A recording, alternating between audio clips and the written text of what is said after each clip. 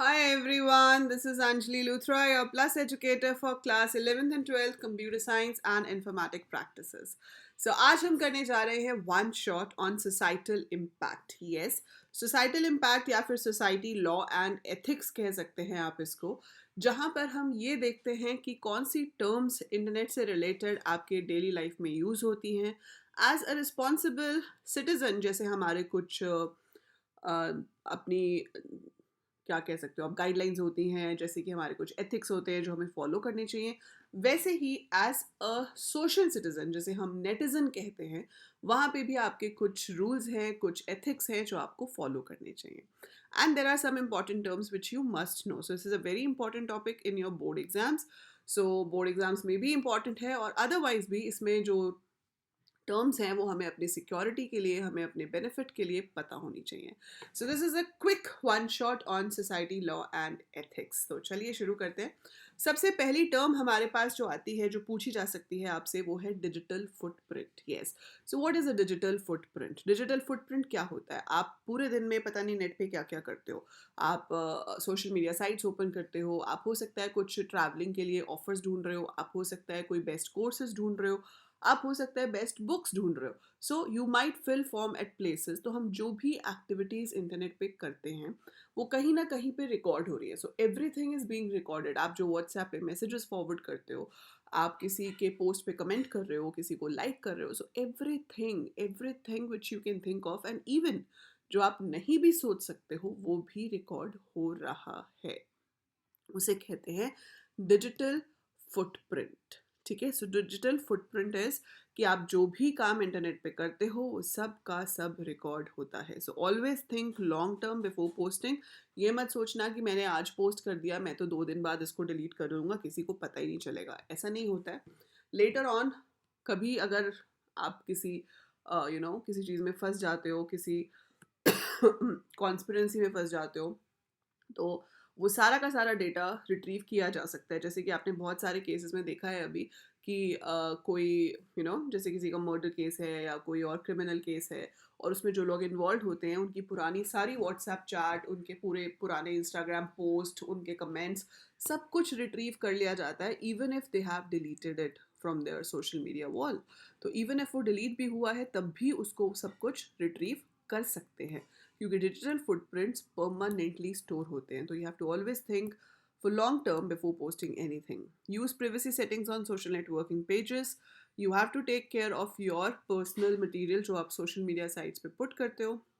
So be responsible for that. Keep personal information private. Protect your privacy and the privacy of your friends. And apply the golden rule when online. The golden rule is that you should not share your personal, your private, your confidential information with anyone. इसलिए आपने देखा होगा कि banks के भी messages आते रहते हैं कि OTP किसी के साथ शेयर ना करें. तो जो कॉन्फिडेंशियल डेटा होता है वो आपको किसी के साथ शेयर नहीं करना है. ठीक है. So 5 P's for a positive digital footprint. You should have a good profile, you should maintain your privacy, you should take care of permissions, you should protect your data, and you should be positive while posting something. किसी के बारे में negative या बुरी चीज़ें post आप कभी भी ना करें. अगली टर्म आती है नेटिकेट्स. नेटिकेट्स क्या होते हैं? जैसे एटिकेट्स होते हैं वैसे ही नेटिकेट्स होते हैं. सो जब आप इंटरनेट यूज़ कर रहे हैं उस टाइम पे जिन एटिकेट्स को आप फॉलो करते हैं, दूसरों को रिस्पेक्ट कीजिए, किसी को बुली मत कीजिए, किसी के बारे में कोई अफवाह मत फैलाइए, रूमर स्प्रेड मत करो. आता है ना व्हाट्सएप पे मैसेजेस की 10 लोगों को फॉरवर्ड करो. क्यों करो? नहीं करो भाई. जिस चीज़ की ऑथेंटिसिटी नहीं पता है उसको आगे फॉरवर्ड क्यों करना है? नहीं करना है उसको आगे फॉरवर्ड. सो ये सारी चीज़ें आपको डेली लाइफ में ध्यान रखनी है, और एग्ज़ाम पॉइंट ऑफ व्यू से आपको ये डेफिनेशंस याद करनी है. जैसे कि डिजिटल फुटप्रिंट क्या होता है. डिजिटल फुटप्रिंट भी 2 तरह के होते हैं, एक्टिव एंड पैसिव. जैसे कि मैंने आपको बताया कि जो आप कर रहे हो इंटरनेट पे वो सब कुछ रिकॉर्ड हो रहा है, जो आप सोच रहे हो वो भी और जो आप नहीं सोच रहे हो वो भी. So active footprint is where I know, where I understand कि हाँ मेरा ये एक्शन कहीं पे रिकॉर्ड हो रहा होगा. जैसे मैंने किसी के इंस्टा पोस्ट पे कुछ कमेंट किया, मैंने किसी की यूट्यूब वीडियो पे कुछ कमेंट किया. सो आई नो कि हाँ भाई ये रिकॉर्ड हो रहा है, ये हमेशा वहाँ पे रहेगा. ठीक है. बट पैसिव फुटप्रिंट क्या होता है? भाई आप तो शॉर्ट्स देख रहे थे, शॉर्ट्स स्क्रॉल करते जा रहे हो सकता है एक शॉर्ट आपने 2-3 बार देख लिया, और कोई शॉर्ट है जिसके शुरू होते ही आपको लगा बेकार, आपने सीधे स्क्रॉल कर दिया। तो इवन आपका ये बिहेवियर भी रिकॉर्ड हो रहा है कि आप किस तरह के शॉर्ट्स ज़्यादा देखते हो, किस तरह के शॉर्ट्स को आप स्किप कर देते हो। ठीक है, so everything is being recorded at one और द अदर प्लेस। उसे कहते हैं पैसिव फुटप्रिंट। अगर आपको ये सारे नोट्स चाहिए जो ये पीडीएफ में है, तो आप अनअकैडमी ऐप में जाकर मेरी कम्युनिटी ज्वाइन करेंगे। एजुकेटर्स की कम्युनिटी होती है वहाँ पे, सो you should join my community. मैं आपको ये नोट्स वहाँ पे प्रोवाइड कर दूंगी सो दैट आप इस पीडीएफ को यूज़ कर सके, बट उसके लिए आपको कम्युनिटी ज्वाइन करनी पड़ेगी। ठीक है, so you have to be cautious while being online. It's not that simple to be online. So digital society and netizen हमने अभी डिस्कस किया। नेटिजन इज जैसे सिटीजन होता है वैसे नेटिजन होता है। So you should be a responsible netizen. आपको नेट एडिकेट्स मेंटेन करने हैं जिसमें 3 मेजर कैटेगरीज आ जाती हैं। You have to be ethical, you have to be respectful and you have to be responsible. So आप जो भी काम करें इंटरनेट पे, मेक श्योर कि वो आपका ओरिजिनल हो, आपने कहीं से चोरी ना किया हो। There should be no copyright violation. You should be responsible. अगर आप किसी के मैसेज को फॉरवर्ड कर रहे हो तो you should be responsible to check कि हाँ वो ऑथेंटिक मैसेज है, उसमें जो भी कुछ लिखा है जिसे आप फॉरवर्ड कर रहे हो वो एक्चुअली में सही है। ऐसा नहीं होना चाहिए कि हम गलत इंफॉर्मेशन को आगे स्प्रेड करते रहें। So we should not be doing that. ठीक है, so you should be responsible, you should be respectful. अगर आपने आपके साथ किसी फ्रेंड्स ने कुछ पिक्चर्स शेयर करी हैं या आपने कोई पर्सनल इंफॉर्मेशन शेयर करी है, you should not post it online publicly.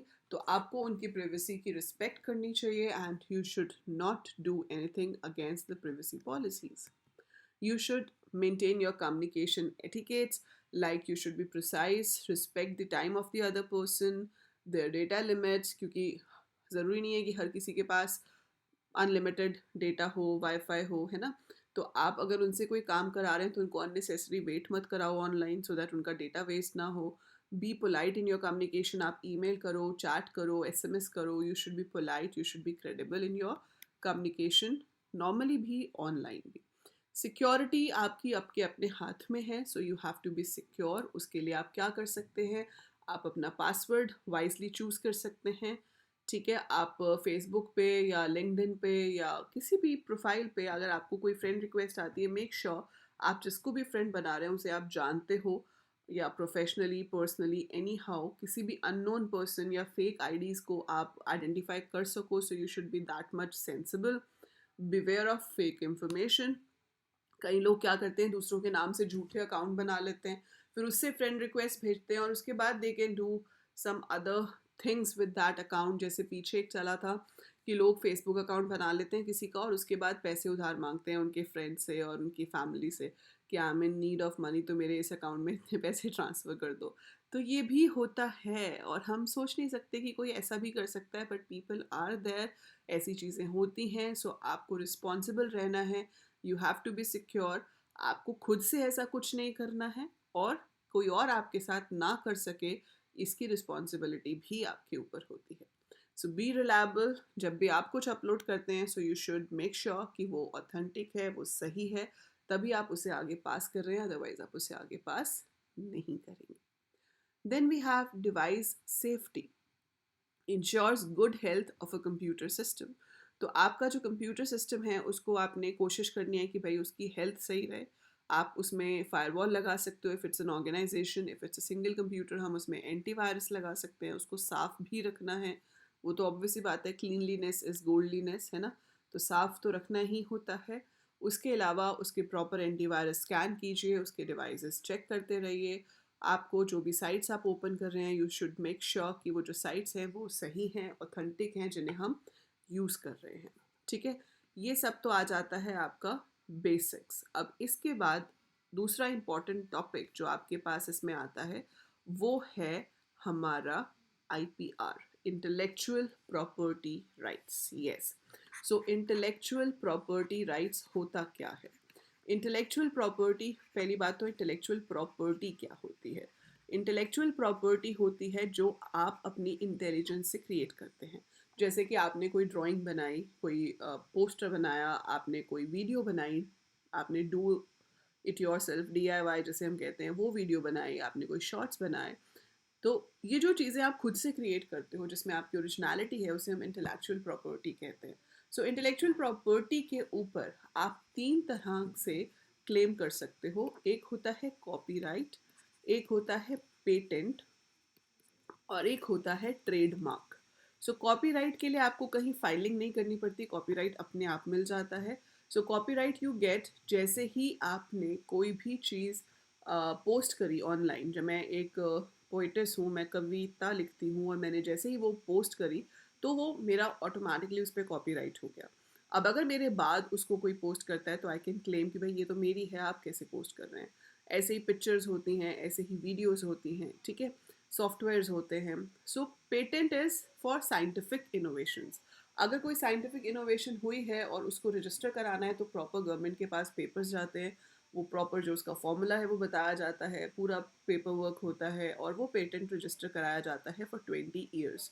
So 20 years के लिए पेटेंट रजिस्टर होता है, उस फॉर्मूला से कोई और उस साइंटिफिक मेथड से चीज़ें क्रिएट नहीं कर सकता। Trademark is for 10 years. Trademark होता है जैसे अब हम मैकडोनल्ड्स देख रहे होते हैं, कभी आप हाईवे पे जा रहे हो तो जहाँ पर ऐसे एम दिख जाता है तो सोचना ही नहीं पड़ता कि भाई क्या है, पता ही ये मैकडोनल्ड्स है ना।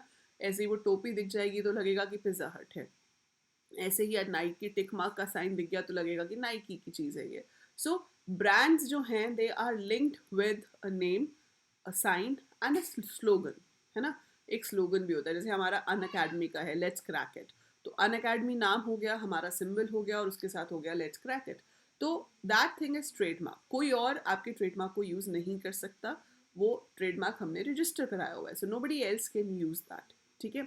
और दूसरे बिजनेस में जैसे अब अन अकेडमी एजुकेशन में है, लेकिन अगर कोई अन अकेडमी नाम से रेस्टोरेंट खोल ले तो वहाँ पे अलाउड है, लेकिन एजुकेशन इंस्टीट्यूट्स में अलाउड नहीं होगा। सो दूसरे बिजनेस में अलाउड हो सकता है but not with in the same business. Copyright आपको अपने आप मिलता है, ये दोनों हमें रजिस्टर कराने पड़ते हैं। कॉपीराइट की वायोलेशन को हम प्लेजरिज्म या फिर कॉपीराइट इन्फ्रिंजमेंट कहते हैं। प्लेजरिज्म कोई बहुत बड़ा गुनाह नहीं होता, लेकिन इसमें जनरली क्या होता है कि जब हमें असाइनमेंट्स बनानी है, रिसर्च पेपर्स बनाने हैं, हम किसी का कंटेंट अपना कह के रिप्रेजेंट कर देते हैं तो उसे कहा जाता है plagiarism. Plagiarism is कॉपिंग someone else data and saying that it's yours. तो वो प्लेजरिज्म है, उसकी वजह से आपको मार्क्स नहीं मिलेंगे, आपको फाइन मिल सकता है या दोबारा बनानी पड़ सकती है, ठीक है। कॉपीराइट इन्फ्रिंजमेंट तब होता है जब कोई मॉनेटरी बेनिफिट्स के लिए आपके कंटेंट को यूज़ करें। So if someone uses your content for monetary benefits, उसे हम कॉपीराइट इन्फ्रिंजमेंट कहते हैं। सो दोनों ही क्राइम है which are the violations against the IPR, intellectual property rights. तो ये आपको सारा पता होना चाहिए। और इसके बाद लास्ट चीज़ जो आपको सोसाइटी लॉ एंड एथिक्स में पता होनी चाहिए वो है सिक्योरिटी। और सिक्योरिटी के अंदर आपके पास क्या आ जाएगा, साइबर क्राइम। तो साइबर क्राइम क्या होता है, कैसे आप साइबर क्राइम से अपने आप को बचा के रख सकते हैं, that is all you have to study in this. तो सबसे पहले तो हमारे पास IT एक्ट है, जिसे हम इंटरनेट टेक्नोलॉजी एक्ट कहते हैं, जिसके अंदर हमारी सारी लॉज डिफाइंड हैं। तो साइबर लॉज एक अलग चीज़ होती है और साइबर एथिक्स एक अलग चीज़ होती है। देखो एथिक्स तो आपके मैनर्स हो गए, है ना। या अब हम कहते हैं कि कोई घर पे आए तो उसको हाथ जोड़ के नमस्ते करो, उसको पानी पूछो, ये एथिक्स है। अगर आप नहीं करोगे तो जेल थोड़ी ना हो जाएगी। तो cyber ethics is that you have to और यू शुड डू इट। वो एक अच्छे पर्सन की निशानी है ना। लेकिन साइबर लॉ क्या होती है, cyber law is a rule. अगर आप इस लॉ के अगेंस्ट जाते हो तो that means it is a crime. और उसके लिए आपको प्रॉपर जेल हो सकती है, पनिशमेंट हो सकती है, फाइन देना पड़ सकता है। That is a cyber crime. तो साइबर क्राइम आपके पास जो है वो किस किस तरह के होते हैं, बहुत सारे हैं। जैसे अगर आप किसी की बैंक डिटेल्स चोरी कर लेते हो, ठीक है, so stealing the personal data, so stealing personal data, banking frauds. So कोई भी ऐसा क्राइम जिसमें इंटरनेट और कोई डिवाइस इन्वॉल्व हो, ठीक है, वो आपका क्या हो जाता है, cyber crime. Cyber stalking and cyber bullying. Cyber stalking होता है कि किसी का इंटरनेट पे पीछा करना। पीछा करना मतलब आप हर जगह देख रहे हो कि वो कहाँ पे ऑनलाइन है, क्या कमेंट कर रहा है, तो you are also online at the same time when the other person is. आप उसकी इमेजेस को कॉपी कर रहे हो, कुछ भी ऐसा जो है वो साइबर स्टॉकिंग में आ जाता है।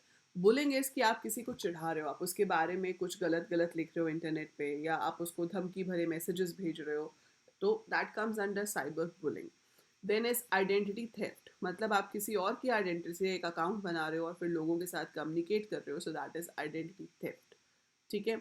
Stealing personal data, banking crimes, ये तो बहुत बड़ी चीज़ें हो जाती हैं। Then you have hacking, this is also a very big cyber crime. Hacking में दो टर्म्स आती हैं, हैकर एंड क्रैकर। तो हैकर्स जो हैं वो वाइट हैट हैकर्स होते हैं, मतलब वो हैकिंग करते हैं, वो अनऑथराइज तरीके से डेटा को स्टील करते हैं बट फॉर गुड पर्पसेस। और जो क्रैकर्स हैं उनकी इंटेंशन ही गलत होती है, they do it for wrong intention, for wrong purposes. तो आपको ये भी पता होना चाहिए हैकर क्रैकर क्या होते हैं, वाइट हैट और ब्लैक हैट हैकर्स में क्या डिफरेंस होता है। You should know about firewall, that is there to save you from hacking. So firewall is a kind of chip or a software जो आपको unauthorized access से बचाता है। Then you should know about phishing. So phishing क्या होता है? It's another technique of making a fraud, जिसमें हम आपको झूठी ईमेल भेजते हैं कि भाई you have one a lottery of so and so, तो इस आईडी पे क्लिक करो, इस लिंक पे क्लिक करके लॉग इन करो तो आपको ये पैसे मिल जाएंगे या ये प्राइस मिल जाएगा। तो पर होता क्या है कि जब आप उस पर क्लिक करके लॉग इन करते हो तो आपकी पर्सनल डिटेल्स दूसरे बंदे के पास चली जाती हैं, जिसको वो मिस यूज़ कर सकता है, उसे कहते हैं phishing. And then you have ransomware. So ransomware also comes from viruses, या आपके कंप्यूटर की फाइल्स को ही ब्लॉक कर देता है। So your files are blocked, you can not use it for any purpose. तो ये आपसे रैंसम मांगते हैं, जब आप रैंसम पे करेंगे तभी आप अपने कंप्यूटर को वापस यूज़ कर पाएंगे, उसमें पड़े डेटा को वापस यूज़ कर पाएंगे। सो देखो कितने कितने क्राइम्स होते हैं। सो आपको इन सब से बच के रहना है और आपको ये सब पता होना चाहिए। आपको इससे ऊपर बेस्ड क्वेश्चंस पूछे जाएंगे in your board exam for societal impact. So that is the quick one shot on societal impact chapter. And yes, now if you want to have regular classes from me on Unacademy, so use this code Anjali100 to take the plus और iconic subscription with a flat 10% discount. आप मेरी special classes मतलब free classes on Unacademy भी join कर सकते हो using the same code. ये code आपको हेल्प करेगा क्लास को अनलॉक करने के लिए। सो that is it for this video. इसके अलावा हम अभी प्रैक्टिस क्वेश्चन की सीरीज भी चला रहे हैं, सो मेक श्योर कि आप वो सारे प्रैक्टिस क्वेश्चन साथ साथ सॉल्व करें to get a perfect 100 in your board exams in computer science and IT.